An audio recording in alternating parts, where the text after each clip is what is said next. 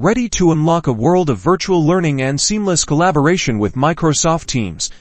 First, head over to Microsoft's website specifically designed for education. Type Microsoft.com.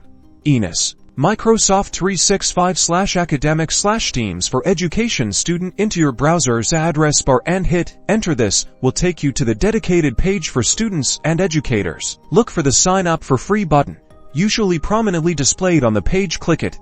This is your gateway to creating your free Teams account for educational use. Now, you'll be prompted to enter your school email address. This is super important. Make sure you use the email address provided by your school or educational institution. This confirms you're eligible for an educational Teams account. Next, you'll be asked to create a strong and secure password. Choose a password that's easy for you to remember, difficult for others to guess. Consider using the mix of uppercase and lowercase letters, numbers, and symbols. After setting your password, follow the on-screen prompts to complete the setup. You might be asked to verify your email or download the Microsoft Teams desktop app. The desktop app provides the best Teams experience, so we highly recommend downloading it. And that's it.